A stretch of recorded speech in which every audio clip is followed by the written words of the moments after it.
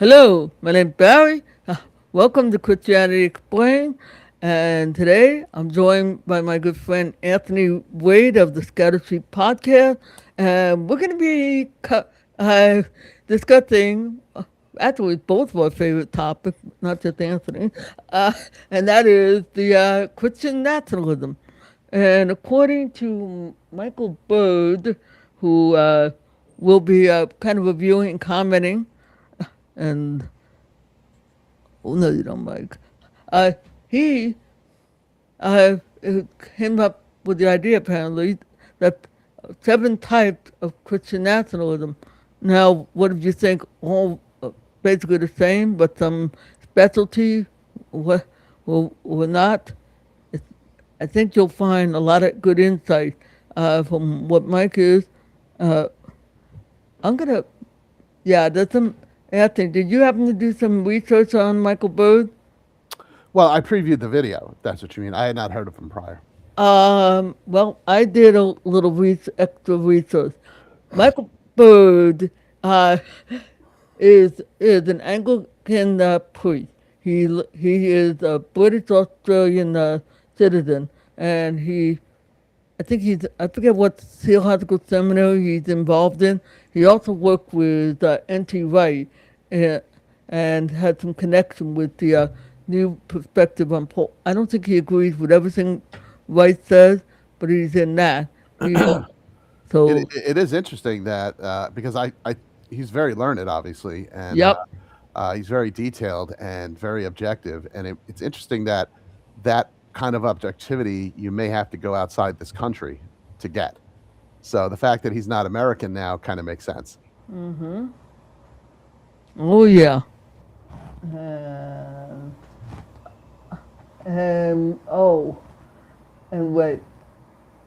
And Robin said she can put it on the Google definition and all that. Yeah, if she wants, that's fine with me. Great. Thank you, Robin. Hammer. Thanks, Robin. Just in preparation for a discussion on Christian nationalism, I had to use my naughty mug. So Oh, this is a matching set of nice and naughty. It's Christmas mugs. So all right then. Let's get the thing. I just speed it up a little bit so he can so it's not, even though Mike actually speaks at a good pace. And all right, Christian nationalism is still very much a thing. it But is. here's what most people get wrong about Christian nationalism it's not one thing, it's many things. It's a family of movements, a cluster of ideologies with overlapping commitments and often competing visions. And if you want to understand Christian nationalism, then you need to understand the full spectrum of Christian nationalisms in the plural. So what I'm going to do in this video is give you an explainer of the different species of Christian nationalism. So you'll be able to recognize them and identify the distinctive characteristics of each expression of Christian nationalism. Now, before I present the taxonomy of different varieties of Christian nationalism, we've got to define what Christian nationalism is. And there's a number of different definitions. But I tend to think that Christian nationalism comes down to this. Christians must be in charge. At least of the level of cultural power and influence, Christianity must be hegemonic. Now, it doesn't matter whether the individual leaders themselves are Christian in ethos, view, or practice, but those leaders have to make Christianity privileged. They have to make Christianity powerful. This is something that I think all the varieties of Christian nationalism have in common. And let me differentiate this from Christian political engagement. Not all Christian political engagement is Christian nationalist. You know, if a person of deep Christian faith wants to participate in political discourse, run for office, serve in government, contribute to discussions on policy and law, they can do that as a Christian, whether they're left wing or right wing, Methodist, Baptist, Pentecostal, whatever. Because Christians have always wanted to participate in political discourse. That's normal, it's natural for Christians to do that. That is not a Christian nationalist. The difference is that Christian nationalists want to dominate, and the end justifies the means. Whereas for Christians who want to contribute to the common good, whether they live in a Christian majority country or they're a minority of Christians in their nation, they want to enhance the human condition and be a positive force. And it's maintaining their conviction, being salt and light. That is more important than maintaining power. Whereas for Christian nationalism, it's about keeping one particular group in power, but the Christian ethos, the practice, the piety of Christianity, that is secondary. So that's a very important preamble, but one I feel it's necessary to add. So let's begin mapping the various species of Christian nationalism. Okay. So we're gonna break after each individual offering that he gives. So that was his introduction. I don't know if you want to comment first, Barry. I'll repeat what I said in the earlier video. I'm so thankful that he made a distinction between the Christian who simply want to serve in government and doing the job that he or she feel needed to do, as opposed to someone who is an outright Christian nationalist and saying, I need to seize control or I need to use the power of the state to impose certain ideas and things. So I appreciate him doing that. Yeah, I mean, I refer to NAR dominionism as a general concept as opposed to Christian nationalism, but they're obviously closely linked together. I think that there's a little more that ties them together than just that, but he's absolutely correct that the issue is power Hmm. and control. And I'll be honest, I think that most Christian nationalists use Christianity as their excuse for gaining power. Hmm. I don't think they're particularly, because here's the problem is the people who are Christian nationalists, their theology is incorrect to begin with. So what they're enforcing upon people is not even what Christ necessarily teaches. So what I always how I've always written about this is they believe in behavior modification. If they could just Hmm. make the unsaved in the country behave better, then they're somehow advancing the cause of Christ. But the reality is that nobody gets saved that way. Salvation is not behavior modification. It's changing how you view sin. Oh, yeah. And I'll just, oh well. Yeah. All right, then the first type you can talk about is uh, cyanide. Oh, if Excellent. anyone's wondering, this down here is the book he collabed with N.T. Wright on. Jesus and the Power. Yeah, that's what made me decide to look. First type of Christian Oh, I want to look at is Reformed theonomy. This is the granddaddy of Christian nationalism in the modern age. It is rooted in a postmillennial Reformed theology. That's the idea that we can manufacture the kingdom of God on earth by Christianizing the nation, getting people converted, creating more Christian charities, creating more Christian unions and associations. The core conviction here is that God's law, not secular law, should be the law of the land. Okay? God should govern both church and state through his appointed agents.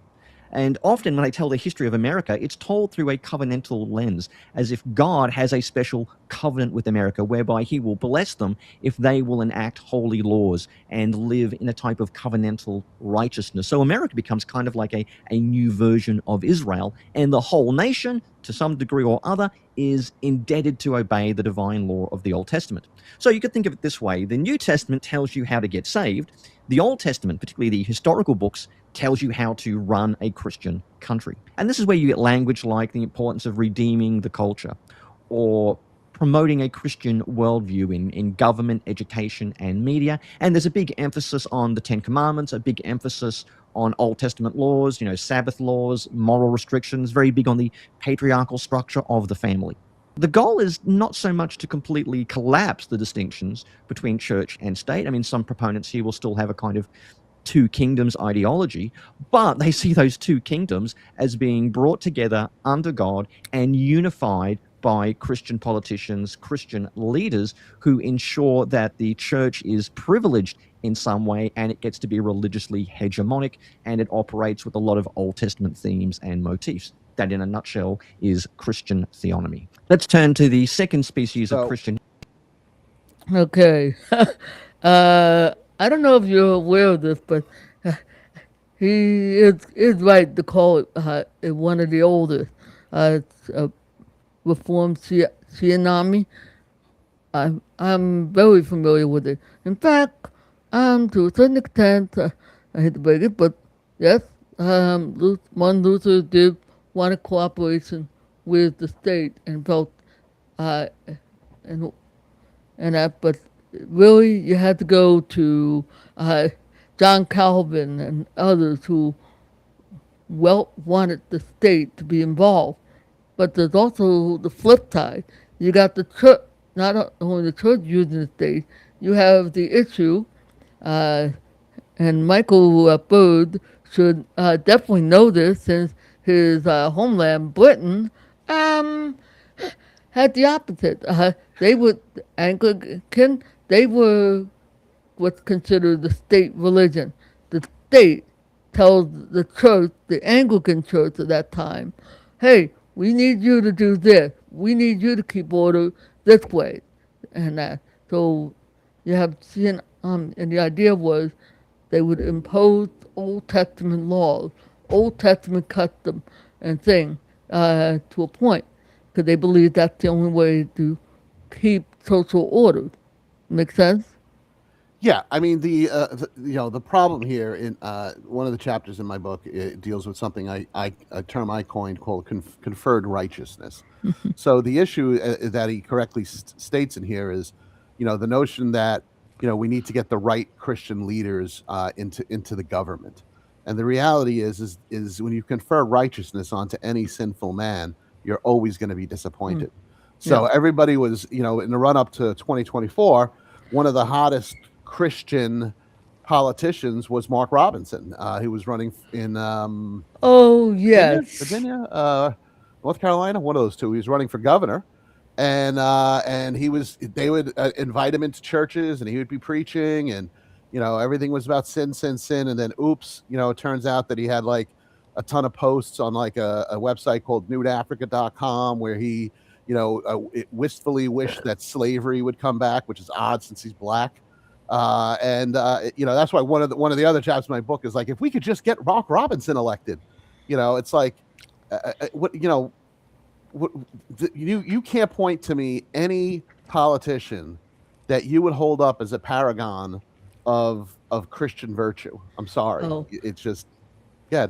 actually, Doug Wilson would have something to say because I actually read his book on this very topic, and what he said was, "Hey, I would be perfectly fine if I have a non-believer as long as he adheres is enforcing the laws that we're one that favor uh, biblical idea of biblical laws and guidelines. As long as they're doing that, he's happy. If Yeah, the guy is a pagan or if he's which or is which is odd, right? But we do agree as a baseline that Doug Wilson is a spiritual psychopath, right? Right. I mean, I hope that's the baseline understanding we're going with, because the guy's crazy. So it's also the notion that the Bible, which is written for a theocracy, is yep, somehow meant to be applied to a republic, and no, it's not. Particularly since they want to pretend that there's no other people in the country except for evangelicals, and the reality is the majority of people in the country are actually not evangelical at all. So it's what you're doing is, again, you're forcing your beliefs on people, a la the Crusades, if you will, without the swords, and that's not saving anybody. It's not a form of government that's going to work because it's not theocratic in nature, and all power absolutely corrupts. So when these people, even if they're well intended, when they get into power, they compromise one way or the other to continue to keep the power. Have there been real believers in government? Sure, I think Rick Santorum, who's Catholic, was a genuine faith person who tried to implement their faith in their government, if you will. But the vast majority of them, their politics inform their religion. Their religion doesn't inform their politics. yeah, Which is how you get like JD Vance. JD Vance is an atheist. Don't tell me he's a Catholic. He's not. He switched to Catholicism in 2019 because he realized that if he was going to run for president in the Republican ticket, he couldn't do it as an atheist. So he went religion shopping. And he literally tells everybody he chose Catholicism because it was old, because it was established and had a big history to draw from. So if you want to believe that's a genuine conversion, you're more than welcome to. But the reality is it's not. He's not going to lead from a Christian perspective. It's about power, as Mr. Bird correctly points out. And I will point out I don't know if you caught it, but he does point out that something like this is only going to cause outward conformity because you don't have the transformation of the heart. Only It's behavior modification, right? You're absolutely right. That's what I'm saying. You're trying to convince people that they need to behave better. They need to behave less sinfully. So what you do is you push the sin from the outside to the inside. You didn't change anybody. You didn't save anybody. And at the end result of it is not going to be anything eternal and anything for the kingdom. Yeah, so hey, let's ignore what Peter and James and everybody else in the apostles have said, and which we have in Scripture, which is put there by the Holy Spirit. Let's ignore them and pretend that we know better than them. The very people who live under a theocratic state, who live under the law, who lived and understood by history and their own lives that it doesn't work. Let's not impose this on the Gentiles and others. No, and instead they impose it on the founding fathers. They rewrite history to pretend that the founding fathers were all evangelicals. The reality is the primary person from the founding fathers who probably would be sitting in your pew today is John Adams, the second president. He was a true believer. And even he, when signing I believe the Treaty of Versailles, one of the treaties early on, clearly states at the beginning, under no circumstances is this country a Christian nation. Yeah, it was the Treaty of Versailles, the Treaty of Tripoli. Basically, Yeah. for those who don't know the history, we were in a war with the Barbary pirates, Muslim, who were attacking our ships and so on. So what do? They put in a fleet of the oil from the Navy, confront, and they signed a peace. But what they had to do was tell state in that treaty, that the United States is not a Christian nation. Okay, that's fine on their part. The thing is, the people themselves called Christian because just about everyone there was a Christian of one type or another. The problem was that's not how they formed the structure of the government, all right? So that is part of the problem. The other part of the problem is, and this is the thing I have to give a firm warning about. We should not be imposing 21st century idea of Christianity on 17th century, 18th century Americans who may or may not be Christian. All right, even if they were, our idea of Christianity is not theirs. In fact, we like to say, "Oh, we're conservative." I hate to break it to you, but our founding fathers were what are called classic liberal. They were not conservative in They the were sense. formed. They were formed by the Enlightenment. They're often confused with the Puritans, who were religious zealots. Yeah. But they were also 150 years earlier than the formation of this country. So the reality is Thomas Jefferson rewrote the Bible. He did not believe Jesus He Christ was was a the Son of deist, God. yes. He removed his all references to his deity, all references to his miracles. It's called the Jefferson Bible. Google it. George Washington was a Mason, and owned slaves to the day he died, and then passed them on to his wife. Mm-hmm. So now did he become more Christian as he got older? Yes, but to hold him up as a paragon of Christian virtue and pretend that that's how these people intended to form the country is beyond revisionist history. Mm-hmm. The bottom line is the American Revolution, which I'm very, very glad happened, don't get me wrong, was over economics. It was over no taxation without representation. It was not the notion that people who were trying to escape religious persecution in Europe came here to establish a religious persecution does not make any sense. No. So I used to teach American history, so this offends me on two levels. Yes. Now you folk know what's going on, and I think we need to move on because the two of us could spend an entire show on that The topic. next one looks good, though. Charismatic Dominionists. Oh, yes. And this is perhaps the most vocal and colorful, and that is charismatic dominionists. Now, these charismatic dominionists come from a very different postcode compared to our Reformed theonomist friends. They're largely associated with charismatic and Pentecostal movements. They're very big in the New Apostolic Reformation circles. They're very big on apostolic figures, contemporary prophecy, claiming political authority and sovereignty over a world that they believe is demonic and secular and godless, and it's always interpreted in the lens of spiritual warfare and prophetic activism. A key distinctive here is something known as the Seven Mountains Mandate. Now, this is a concept that originated with Lauren Cunningham of YWAM and Bill Bright of Campus Crusade. And the key idea behind it is that Christians must take dominion over these seven mountains, the seven spheres of society, which includes family, education, arts, media, government, religion, and business. If you can conquer these mountains in the name of Christ, then you will prepare the way for Christ's return. So the eschatology, it's kind of similar in some ways to the Reformed theonomists, who tend to be very much post-millennial. Like we can create the kingdom on earth by Christianizing society, but they're Christianizing society by bringing more of the Old Testament law back into the equation. It's similar but different with these charismatic dominionists. It's got more of a revivalist flavor. It's more charismatic expression. The language is more associated with spiritual authority, intercession, claiming territory for God.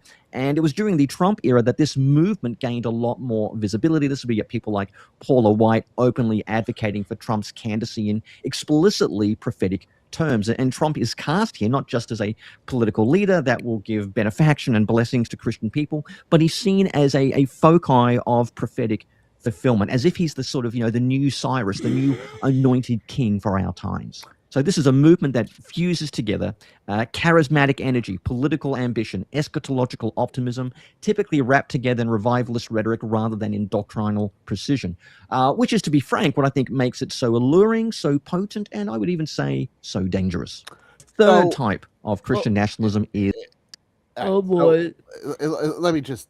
This is the point where I object a little bit. So, okay, go for it. The two groups that he mentions, 1 and 2, they're the same. He's just talking about a different flavor, that the second one is more charismatic than the first one. But that doesn't affect their Christian nationalism. These subgroups that he has are all Christian nationalists. They're all bound by the same conceptual ideology. They may be different in terms of their speciality or what it is they focus on. But, I don't want to, just like the NAR is a collective term that kind of brings in people that have different and disparate necessarily beliefs or theologies, that's kind of what Christian nationalism. What he said at the beginning is what I definitely agree with, which is that it's kind of bonded together by this sense of power and the sense of being of the Christian should be in charge.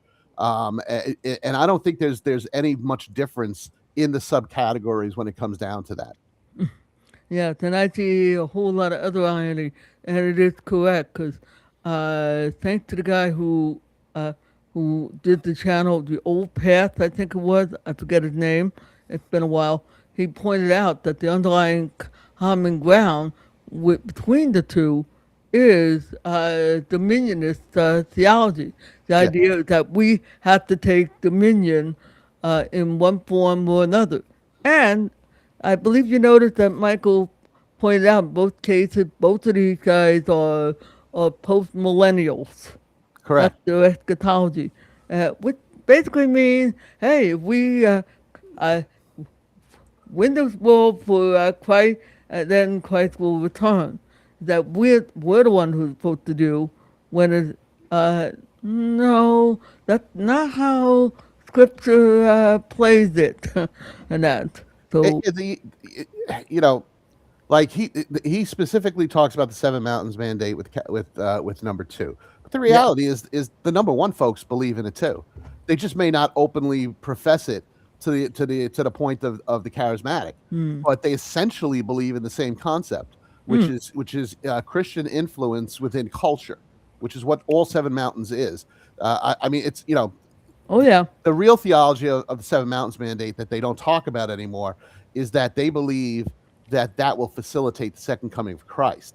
Hmm. But they got so much pushback on that because that's ridiculous that they no longer really talk about it. But that's still core to what the Seven Mountains is. Oh yeah. Actually, right, and the other guys would probably agree with you because those guys are not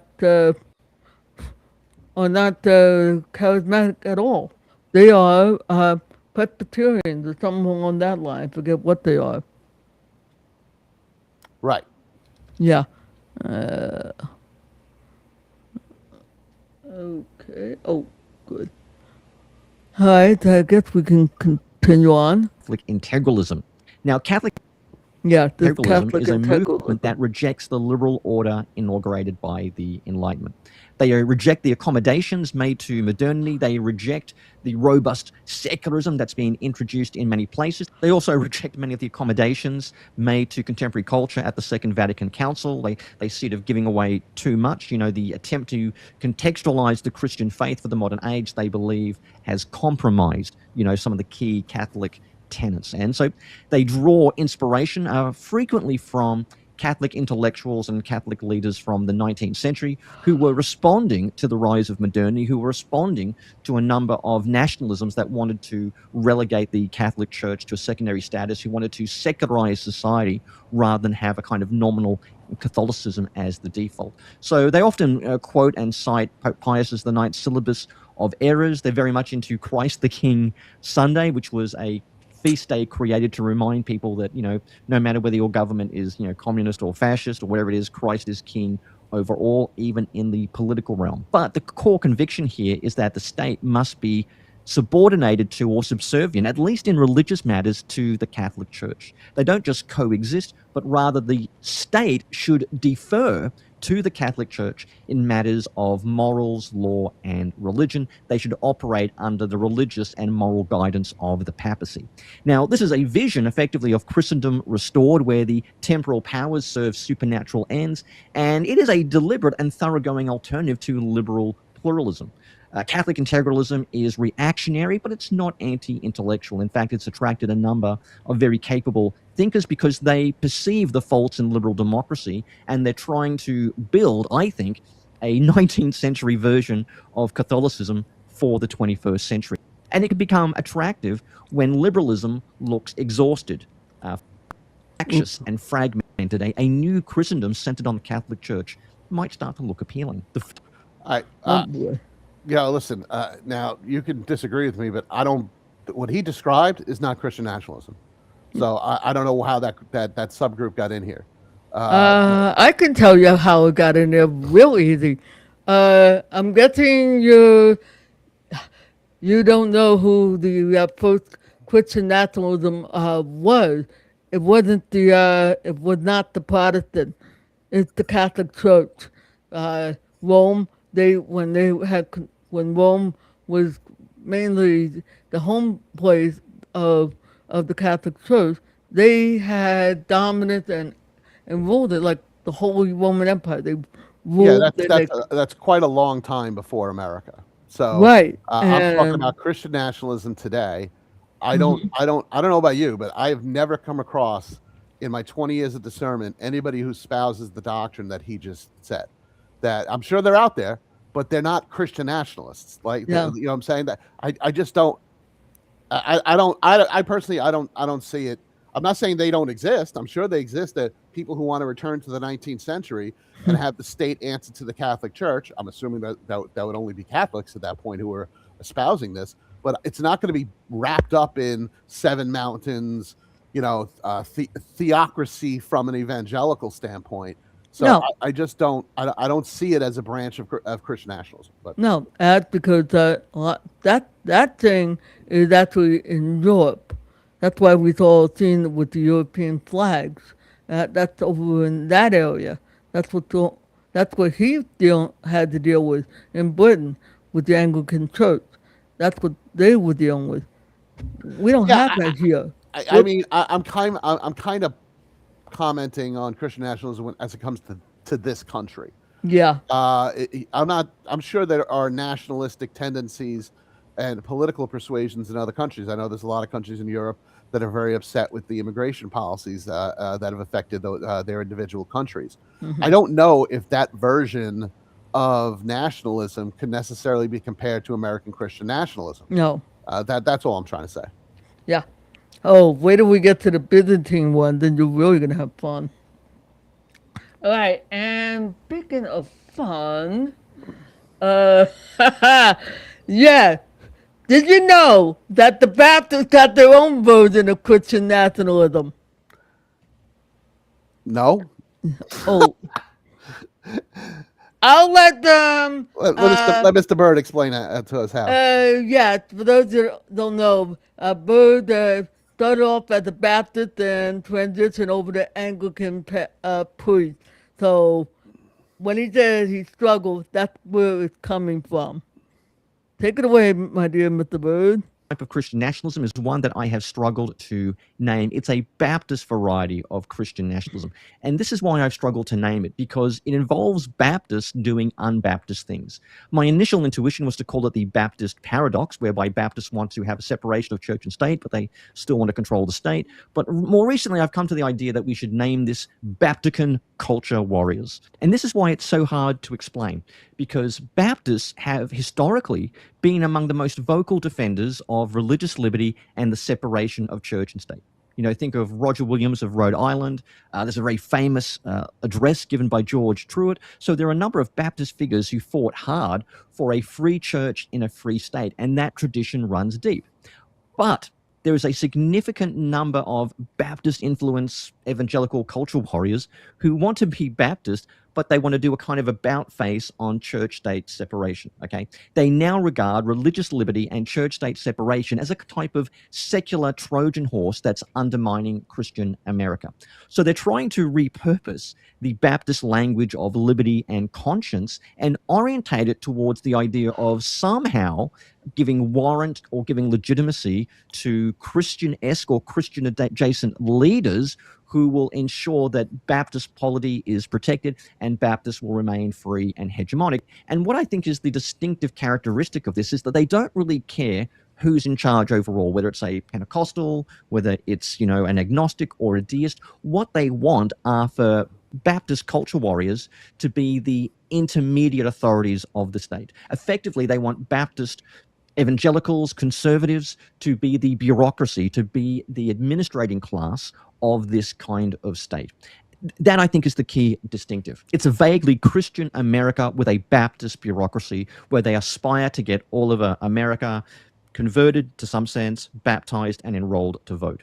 But the glue holding it all together is not faith in Jesus. It's a certain type of political conservatism. It's not Christianity. Christianity is just providing the window dressing or the grammar. You know, a womanizing atheist who promises to make Christianity hegemonic or to make Christianity great again, that person is more of an ally than, say, an African-American Baptist who wants religious liberty and free healthcare for all. And what is so ironic about this Baptican culture warrior idea is they want a vaguely Christian America administered by a Baptist bureaucracy. And those great Baptist ideas of freedom of religion, freedom of conscience, you know, liberty in all things, that is being overridden. That's being pushed aside, and Baptist distinctives are giving way to this more authoritarian impulse. And I think it really does lead to a betrayal of some of the most cherished of Baptist ideals. Type 5, the fifth type of Christian nationalism is Christian. Anything on that, Barry? Yes? I mean, you know, again, it seems like a distinction without a difference again. So Yeah. when he's talking about that, he's mixing in the word evangelical with Baptist. So it's pretty much what the first two want too. They believe in the people who are working the levers of government being quote unquote believers. I don't think that the average charismatic evangelical would be overly upset if the person running for office said they were a Baptist. I don't think that's the issue.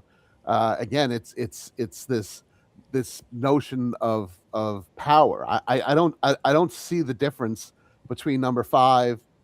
I'm sorry, number four, and necessarily the first two. I mean, clearly to me, number three doesn't belong. It wasn't Christian nationalism, Yeah. but basically, number four sounds like Christian nationalism for Baptist. It is. And yeah, okay. I assume you're aware of the Baptist tradition of the one thing, because they're the one that went to Thomas Jefferson and asked about the separation of church and state. It was not because, oh, they're in love with that idea. It's more like, please keep the state uh, away from us because we want to worship as we are and what we believe. They did not believe in infant baptism. Back in those days, usually you were one of the very reformed type. You believe in baptism of the baptizing of infant, and and Baptists were frowned upon to the point that they usually were dead meat. That was not a pretty sight, and they were harassed. That's why they wanted, basically, they wanted the reassurance that the state and the church would not be commingling like they did in Europe. That's what that was about. That's why Rogers and others said no, fought so hard for that separation. But for today, bringing it back into the discussion at hand, Yeah. I don't see Baptican culture warriors. I see people who are Christian nationalists who may be Baptist, and Christian nationalists who may be evangelical, and Christian nationalists who may be charismatic. Yep. And the fundamental thing that ties them together is the Christian nationalism, not their individual siloed religious denominations. Yeah. And take it that this at least explain why you have the strange scene of Franklin Graham and Jeffrey, both Baptists, sitting there working with Paula White. Well, and that's the compromise, right? So Yep. so how did Franklin Graham? Why did Franklin Graham remove Mormonism from the list of cults in the Billy Graham Association? Because Mitt Romney was running on the Republican ticket in 2012. So he's always been a political operative disguised as a Christian leader. He's the one who bridged the gap between Trump and the evangelical church after Trump donated six figures to both of his charities.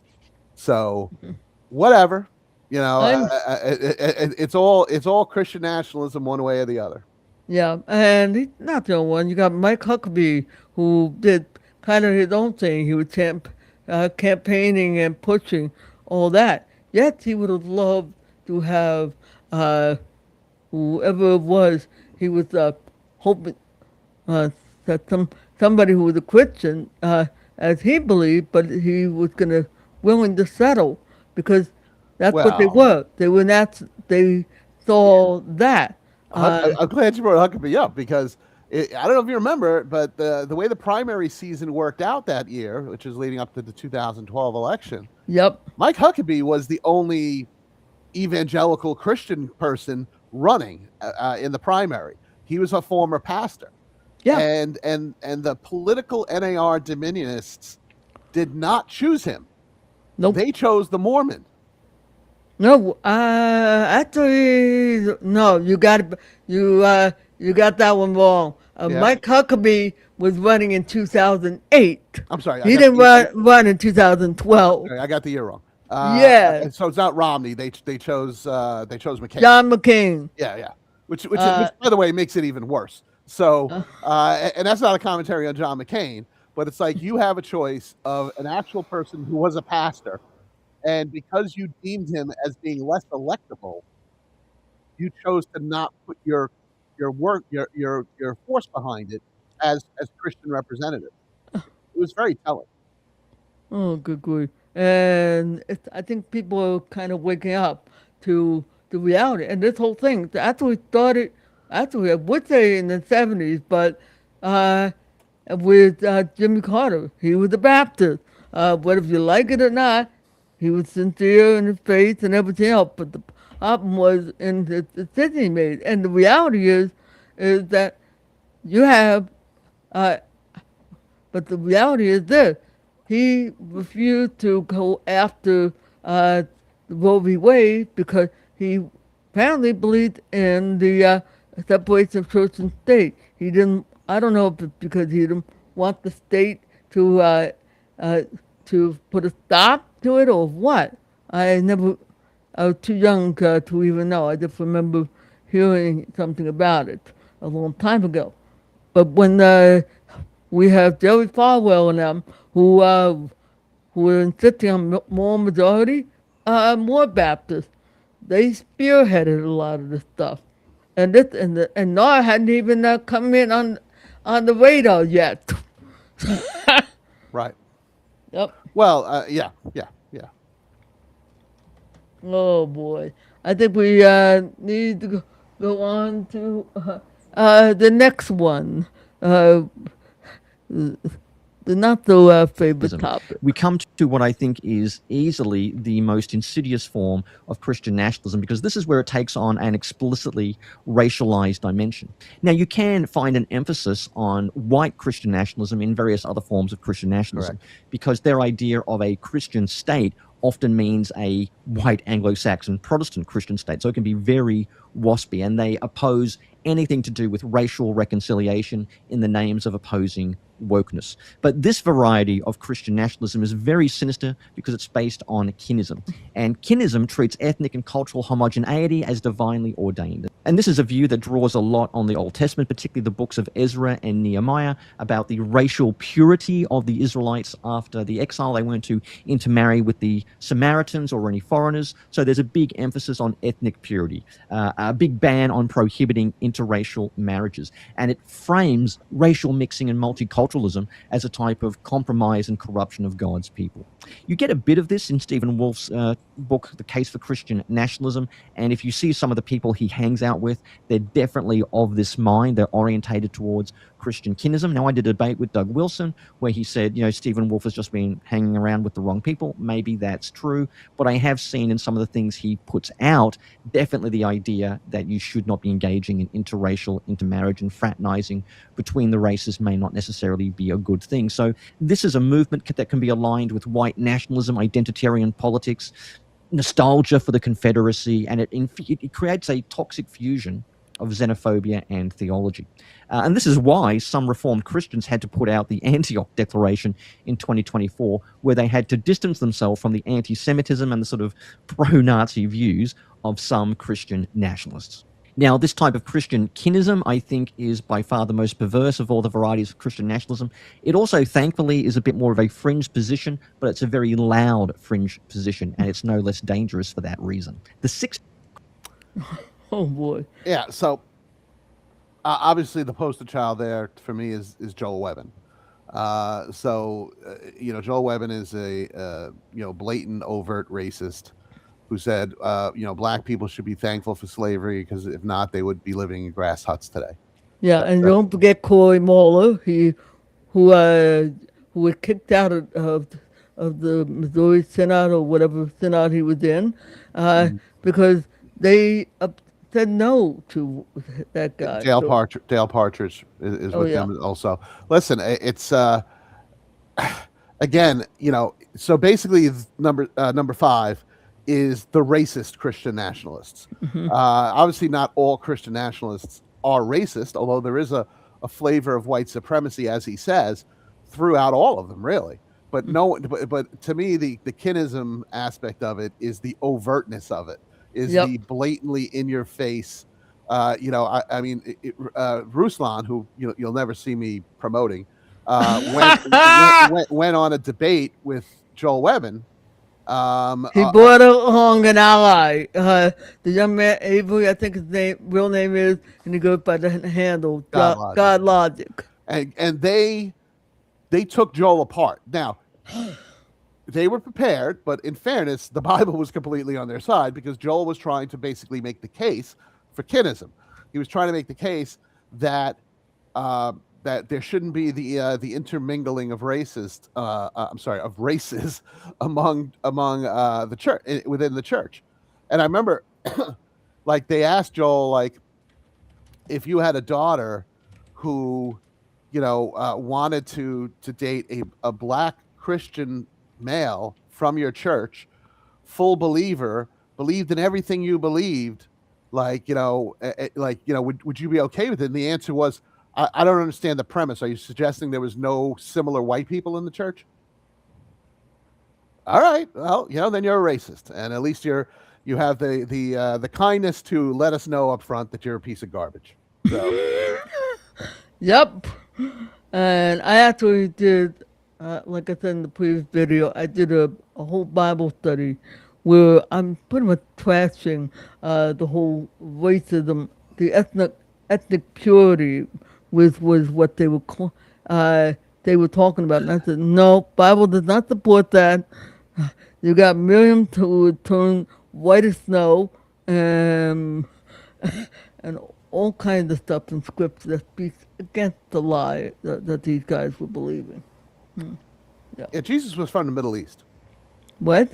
Jesus was from the Middle East, Yeah. right? He wasn't from white America, No. despite what you see on The Chosen. I know. Oh, wait a minute. Some of the actors aren't really white American at all. Oh, either way. Yeah, the guy who plays Matthew is Indian, as in Hindu. Bro, if you want, we can do a whole nother segment, another episode of Christianity Explained to talk about The Chosen. I'm ready for that. Oh, 'Cause that would be fun. I have covered that extensively. So Oh, folks, let us know if you wanted to have some fun with that one. But for now, let's move on to number this one. Christian nationalism is what I call Christian Caesarism. Now, this, I think, is perhaps the most popular form of Christian nationalism, and it seems to be the default for a lot of Christians, particularly in the United States. Now, it's based on the idea that Christianity has instrumental political value. Okay, so Christianity provides the materials for the construction of American society. And so it's not always America, but largely in America. And Christian Caesarists portray political authority as divinely sanctioned, and they see Christianity as merely the guarantor of a certain type of social order. So there's a big emphasis on America or Australia or New Zealand is a Christian nation, and we've got to bring that heritage back. And it's less about authentic faith and more of a type of nostalgia for a past that I think may not have even existed.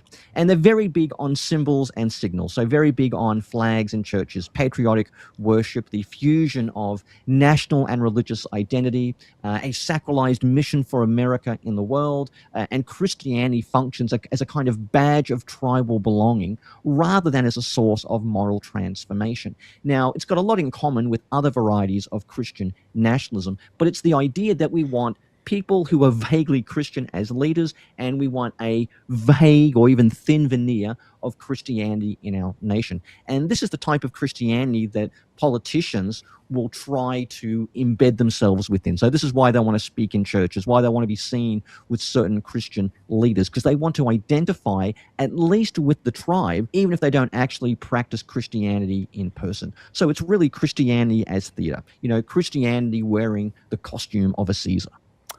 Yeah, I'm sorry, but I don't see any difference between that and the first two. So, other than the charismatic one, number two might be more charismatic in flavor.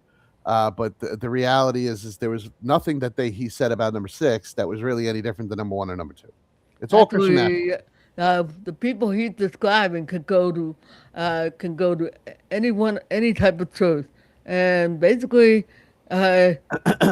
Christian name only, because they just, well, I go to church, and you're gonna find these type of people are usually kind of on the receiving end of the purpose-driven church model. The what I read, Yeah, but yes, that's I'm the same reading model, the. and that's the same model in the first two. They're all run under the purpose-driven church model. Yeah, you also don't forget the last one, number four. Yeah, the Baptist one too. Right, the Baptist Yeah. can the uh, with the exception of, well, I shouldn't No. I don't think the Catholic one is a form of Christian nationalism, and the racist one is just basically a racist subset of it. So Yeah. Yeah. Yeah, like, but um, I think we covered this thing before. Remember churchianity? That's basically what he's describing. Oh, yeah, like. Oh well. I think we're ready to go into the last one, the Byzantine frontier, yeah, yes, and he actually showed a fondness for it. Seventh For type of we, Christian nationalism is what I call the Byzantine fortifiers. Now, this is a group that I think is perhaps a bit more benign than other varieties of Christian nationalism. And they're different because they're not so much expansionist as they are defensive. They frame Christianity not as a conquering force that should be unleashed to colonize all aspects of life and government and society, but they see Christianity as providing, if you like, the blood cells for our cultural immune system. Christianity is what's provided the moral compass for Western civilization, and they see it as worth defending against two particular threats: secular postmodernism and a renewed Islamic incursion. Now, you can see how this would all make sense. Appealing to Byzantium, the Eastern Roman Empire, which persisted for centuries against the hostilities of Catholics, pagans, the Huns, Arabs, and the Ottomans for a long time. They all held the line despite being surrounded on many fronts. So this is really something for people who feel surrounded by the culture and everything is lined up against them. And they see themselves as like Constantinople, surrounded, making the last stand for Christian civilization. Some adherents in the stream openly support certain strongmen who want to identify with Christianity and make Christianity at least culturally normative and hegemonic, whether that's a Viktor Orban in Hungary or even in some cases Vladimir Putin in Russia. But then there are others who speak of the language of cultural renewal, bringing back the sacred tradition over and against the empty, dehumanizing forces of the secular world. Now, the irony, of course, is that Byzantine Christianity was very rich, very liturgical, conciliar, deeply orthodox, and it would have very little in common, I believe, at its best, with the kind of thin veneer of cultural Christianity that is often propounded, certainly the type exercised by characters like a Viktor Orban. And this image, it certainly works, rhetorically, like, we're making the last stand for Jerusalem, we're making the last stand for Christendom. But the fact is, history is a little bit more complex than that. That said, this is probably the variety of Christian nationalism that I do have the most sympathy for. I do believe that Christianity has been a big part of Western civilization. I do believe a lot of our moral frameworks, whether you're progressive or conservative, come from the Christian tradition. And I like what Oliver O'Donovan said. He said one of the tasks of political theology is to remind our leaders, to remind our citizens of the Christian roots of a lot of the ideas that they cherish. The Western world, is completely suffused with Christian ideas and values. Even if that has been mocked, denied, and derided, we are all crawling out of a creator created by the gospel of Jesus Christ, and we're all tuning our moral compass according to the magnetic field created by the gospel of Jesus. And a lot of our debates in Western society are not so much between a godless world and a Christian world. They're really about two different ways of carrying forth Christian heritage into the 21st century. So in that sense, I do have a little bit of sympathy for the Byzantine fortifiers, but I'm not buying into the notion that this is where we make our last stand. I believe that Christianity will continue no matter what happens to our society in the future. So there we go, the 7 varieties. and thank you, Mike. Oh, now that was what I call very entertaining and insightful. the video overall, you're saying? Yeah, the video overall in that. Yeah, it's first of all, any chance you get to bring the topic up alone, because the topic is extremely important, as I believe it's the last idol of the church age. But I'm not. I don't know if it's necessary to break it down into 7 subcategories. Particularly, one of them, in my opinion, you toss out the Catholic one. I don't think is a subset of Christian nationalism. I'm not even sure about the one that he just spoke about, the 7th one. Oh, yeah. Of the 5 that remain, One is the subcategory of the racist one, so I'd even toss that out, although that is Christian nationalism. Mm-hmm. But the rest of them are all basically the same, just kind of different denominations or flavors. Mm-hmm. So, but the Uh, fundamental underpinning is still power, and the belief of pretending that you're setting up a democracy when you're really trying to set up a theocracy. And the reality is most of these people wouldn't survive in a theocracy. That's true. And the reality of what he was describing with the Byzantine frontier, if you notice, he talked about Hungary and he goes on to mention Vladimir Putin. That was the Eastern Orthodox. Uh, well, and that was that tradition. That's what he's looking at. And he's like looking at it because I did a little research and found out that he seemed to be saying, okay, uh, you can't impose directly, but you can talk about those things that you favor that are Christian in nature, but without using religion uh, uh, to cause. That's what he was doing with a subtle thing.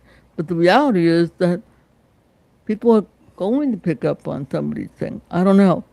Uh, but it is kind of different. I do appreciate that he added those things. So you don't end up thinking, oh, just one form or one group.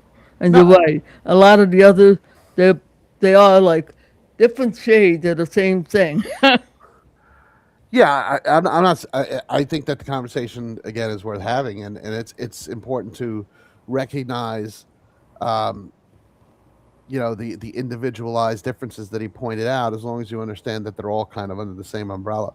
Like when people talk about somebody is an NAR dominionist or a Christian nationalist, they're not drilling down to that level. Well, are they the racist Christian nationalist, or are they the charismatic Seven Mountains kind of guy, or are they more of somebody who wants Baptists in charge? I don't think that anybody's really having a conversation. The bottom line is they're NAR dominionists, and they're mixing the carnality of the world um, with their faith. Yeah, and Robin said she was listening while working on Yes. her upcoming video. I saw the thumbnail, and I think some people will like it. And just to be friendly promoting, and it won't be on for another hour. And that's Rob Wilson. He's doing a video uh, with On another Christian nationalist. no, Yes, what? it's on Tony Spell, isn't it? No, Rob Wilson. He's interview. I don't think he's interviewing Vanessa and Ray, but reviewing the video that they did. But it's about the Tony Spell incident. Yep. Right. Tony Spell's a Christian nationalist. Oh, of course. So, um, in case anybody was unaware, I mean his brand of Christianity, besides oneness Pentecostalism, is MAGA. I mean he's the first guy who reopened his church after 23 days of being shut down back in 2020, which, by the way, is what led to the disagreement with his neighbors. That led to him beating the heck out of the 20-year-old. So, Oh boy. because Jesus. I know. And I think that part of the problem is with, she says, yeah, geez, I'm really, she's ready for the slings and arrows. Who's gonna pick on Mama Bear? Did you see the video thumbnail that she had coming up where she's confronting? I don't know if that person's supposed to be an imitation of Troy Black or what. It certainly looked like Troy Black. Yeah. Yes. Troy is not gonna shoot any slings or arrows. He's Opie from Andy Griffith's show. Uh, He's not gonna. no, no. I I think he spoke. does. I spoke to Adam from Glass House TV today. Yes. He's actually talked to Troy.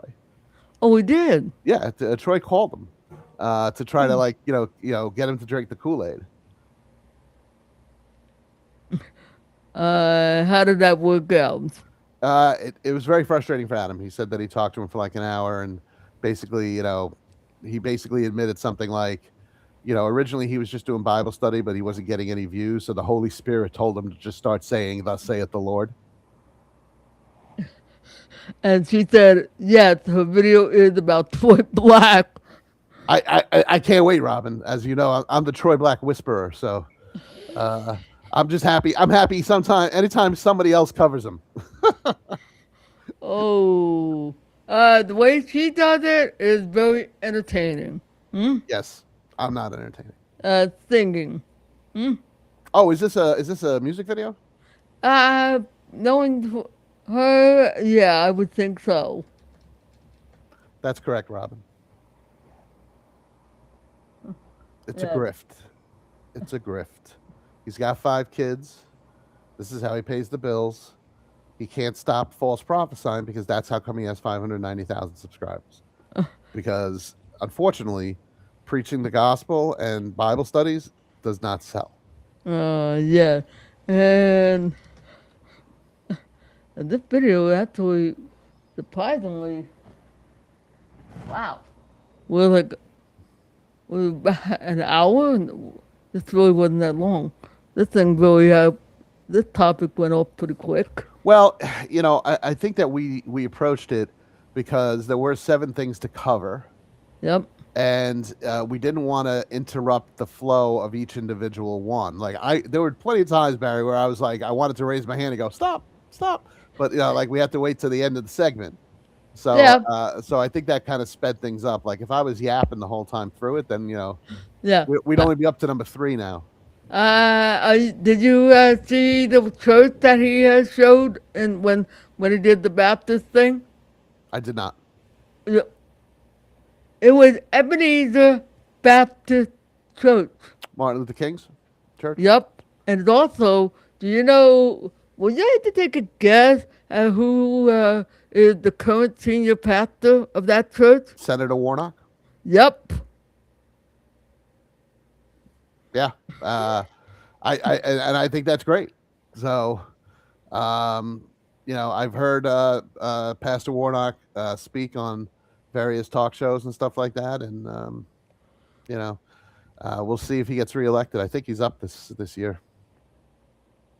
Mm-hmm. Georgia's a tough place. Georgia is like not really purple; it's kind of reddish. Yeah. But yet both senators are currently Democrats. So we'll see. If they get reelected, then I'll say it's trending purple. So Uh, well, Atlanta has been, I've been told, has a very strong black community. yeah, So they are likely going to look for that. So the best thing to do is instead of snubbing the nose and all that, is maybe, how about, here's a radical concept, pray for Raphael Warnock. I know he had some issues with Trump and everything. That's fine, but pray for him. Pray that God will give him wisdom and guidance on more healthy and right way to solve problems instead of things that uh, getting caught up in things that actually don't help. I think the Bible says we're to pray for our leaders. So, but the Christian National says pray for our Republican leaders. Uh, So we'll see. Actually, you might want to keep in mind that the Christian, you got Christian nationalists who say we support strong Democrats, and that 'cause they see it on that lens. So, but you and I, I'll be honest. I don't know any Christian nationalists who say that. So yeah, oh, they're there. We just don't hear about it because we're inundated with one side. But after my experience with National Baptist Church and stuff like that, on a local level, you mean? Yeah, sure. But on a national level, the Republican Party has completely co-opted the idiots in the NAR pulpits. They don't. Jack Hibbs doesn't come out and suggest there's any Democrat that should be voted for. In fact, he said that if you vote for any Democrat, you're going to hell. Same thing Greg Locke says. Same thing Mario Murillo says. yeah. And Actually, I know. I am acquainted with some of this stuff. And unfortunately, it's sad how people are letting politics become their political idol. And before somebody opens up their mouths, because we've already ran into this before, I voted for Trump uh, 3 times now. Not because I idolized him, but because I thought he was a better candidate. And I was very aware How's that working of, out for you? of it doesn't matter to me because I'm more interested in what God is doing than I am interested in him running off his mouth and that and not thinking uh, and that. When I heard him complaining about saying, "Well, it's not my fault. It was I'm okay. Yeah, okay. It started with wait. I know a Bible story. I ought to try visiting it. It's in Second Samuel with the Gibeonites went to King David and told him uh, about a serious problem. Well, at that time there was a famine for 3 years. What did David say? He didn't say, "Well, that was that was the prior king. That was under his. It's not under my what." No, that's not what he did. He asked them what they want. It wasn't gold or silver. They wanted souls, the remaining relative of Saul, other than Mephibosheth. I keep messing up that guy's name. Which one? He's the crippled son of Jonathan. Oh, Thank you. a Shibeth, Thank you. I'm glad I can join the club. Mephibosheth. Mephibosheth, Yes. Mephibosheth. Yeah, Yeah. that's Uh, say that but 3 times fast. no. But see, that's the thing. And when I pointed out, some people got upset because it sounded like, see, that's the problem. We are so political. We don't go to the Lord and say, how do we bring about healing with a different group? How do we bring about the healing He wants to bring, not what our political uh, leaders think, and that, and that sometimes is what's actually necessary to bring healing. But no, we're so wrapped up in politics. And I was a political science major in that. So I actually understand politics. That's why I don't trust either political party. I don't know. Listen, I always say neither party cares about the cause of Christ, but one pretends that they do, and Yeah. that's the problem.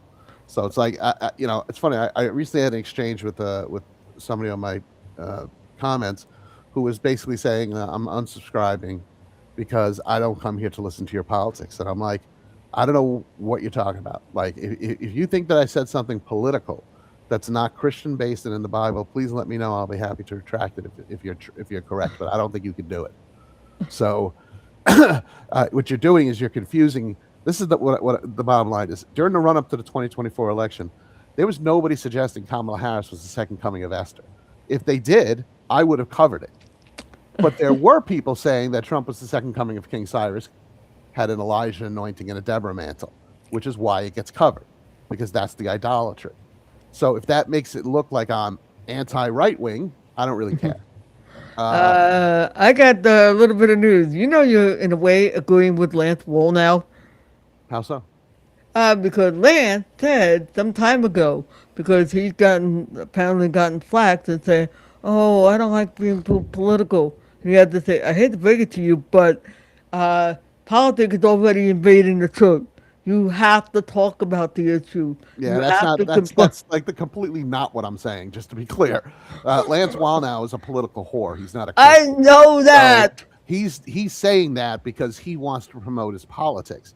That's the difference. But on top of that, what he's saying is not scripturally accurate, so it doesn't really matter. And by the way, just as a quick footnote, the person then messaged me today on my site to say that he tried to stay away, but he's coming back. he trusts what I'm saying is true. That I'm not coming at this from a political motive. I don't really care. We are pilgrims and sojourners in this land, That's which true. means we're supposed to be passing through. The Uh, Bible says our citizenship is in heaven. God does not allow dual citizenship. we are to consider ourselves as exile in Babylon. Hmm. That's what Chris was saying. That's what they teach you in Lutheran tradition. They point to that thing, and we hold to that, and that's coming out of I think it's First or Second Peter. That's what Peter said, and I say that's an accurate description, because it's we can never really fully belong anywhere. Hmm? We shouldn't. No. And Right. there's a great line in Genesis that chapter ends with. It says, and Lot pitched his tent towards Sodom. And the next time we come across Lot, he's living in Sodom. So that's what happens when you pitch your tent towards Sodom. And the bottom Um, line is the NAR Dominionist camp is completely pitched towards Sodom because they want to live there. That's the reality. Is that's why everything's about revival, right? That's their commodity. That's what they're selling you, which is why revival never comes, if you notice it. Because if it ever came, they'd have nothing left to sell you. yeah, actually, the Methodists were the ones who really made revival popular back then. And it grew, and people, maybe they had some belief, maybe things did happen. I don't know. I wasn't there. But as Jonathan Edwards gave some measures, say, okay, this is how you assess and see what kind of fruit, which I would agree. And that got transferred all the way up to the classic Pentecostals, the Assembly, and if I recall correctly, the Assembly of God and Kojic both kind of liked the idea to a point. Yeah, well, I mean, I'm talking old school Pentecostal, not what you call Pentecostal today. not what passes for Pentecostalism today. No, Yeah. yes, uh, fortunately, because when I chose the stream, otherwise I would have had, we would have Randy here, and he could regale us with a history lesson on classic Pentecostalism. Yeah, that's what he is, an old school Pentecostal. Uh, he's a good guy. Where is he today? I don't know. I've been streaming starting at 5. Normally I would stream at 7, but I figured, you know what? 7 starting to look crowded, and I didn't really feel like competing, so I started this and that. Now, if anybody wants to comment later, because I know this hopefully gets reviewed, let me know. I can return to 7, and I, it's true. I'm not in competition, but I thought we would have a larger crowd than normal.